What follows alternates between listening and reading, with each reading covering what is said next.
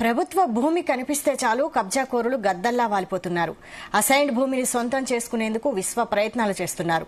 సంగారెడ్డి జిల్లా ఘరాసంగం మండలం మాచనూరులోని 4 ఎకరాల అసైన్డ్ భూమిపై కన్నేసిన కబ్జా రాయిళ్లు భూమిని సాగు చేసుకుంటున్న పేదలను సైతం బెదిరిస్తున్నారు.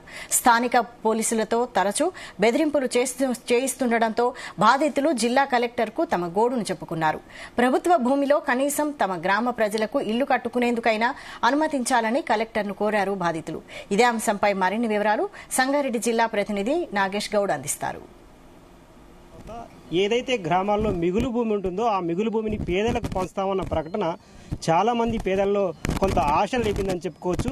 దశాబ్దాల కాలంగా ఉన్న మిగులు భూమి తమకు అందించాలని చాలా కాలంగా డిమాండ్ ఉన్నప్పటికీ గత ప్రభుత్వాలు పట్టించుకోని పరిస్థితి లేదు. అయితే ఇప్పుడు వచ్చిన కాంగ్రెస్ ప్రభుత్వం కానీ రేవంత్ రెడ్డి కానీ మిగులు భూమిని పేదలకు పంచుతామని చెప్పడంతో కొంతమంది రైతులు కావచ్చు, ఏదైతే ఇల్లు లేని పేదలు కావచ్చు, వాళ్ళ ఇళ్ల కోసం గవర్నమెంట్ భూమిని ఇవ్వాలని కోరుతున్నారు. ఇదే విషయంలో సంగారెడ్డి జిల్లాలో ఒక రకమైన మనకు వినూత్నమైన ఘటన ఎదురైంది.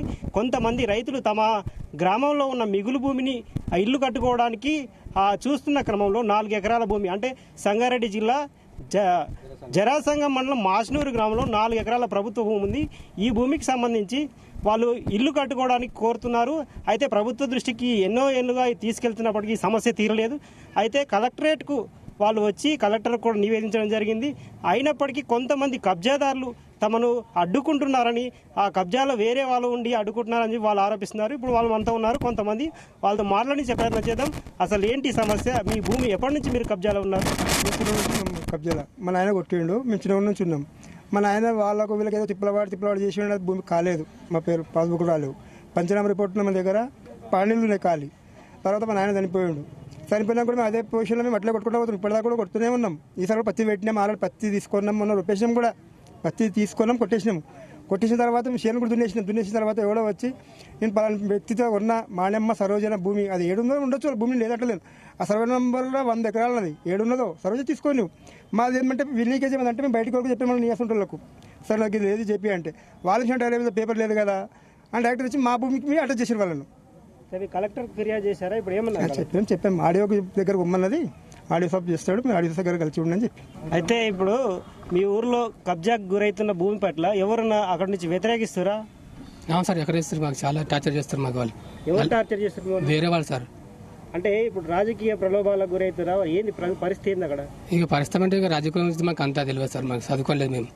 మీరు ఆ జాగాలకు వెళ్ళినప్పుడు ఎవరైనా అడుగుంటారా?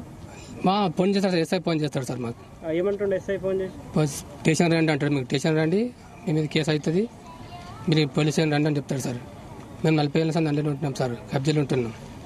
మేము మాపడికి వచ్చి కళ్ళు లేచారు వాళ్ళే, మళ్ళీ ఇది కొడతారు వాళ్ళే, మళ్ళీ ఫోన్ చేస్తారు వాళ్ళే సార్. ఎస్ఐ ఫోన్ చేస్తారు, మాకు ఫోన్ చేస్తాడు, మీరే ఇరు కొట్టిర్రు, మీ మీద కేసు ఉంది రండి అంటారు సార్. అది మాకు చాలా టార్చర్ చేస్తారు సార్ ఎస్ఐ. కలెక్టర్కి ఇప్పుడు నివేదిస్తే ఏమన్నారు వాళ్ళు?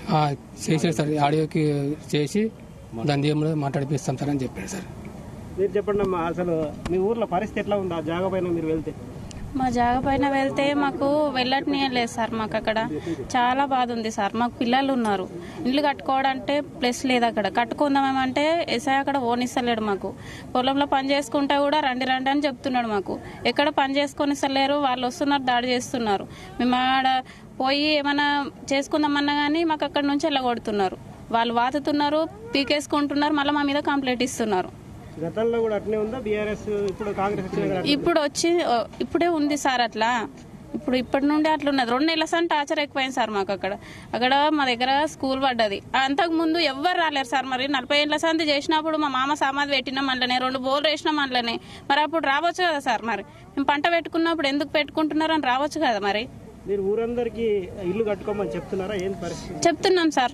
ఎందుకు అట్లా? అంటే మీ భూమికి దక్కున్న ఊరోళ్ళకి దక్కితే బాగుంటుంది. వేరు ఊరల్లో ఇప్పుడు తీసుకుంటే ఏం బాగుంటుంది సార్? మరి ఊరల్లోకి ఇస్తే బాగుంటుంది. ఇప్పుడు వేరు రోడ్ వచ్చి మా నూరు చేస్తే వాడు వచ్చి ఏమన్నా అయితే మాకు హెల్ప్ చేస్తాడా సార్?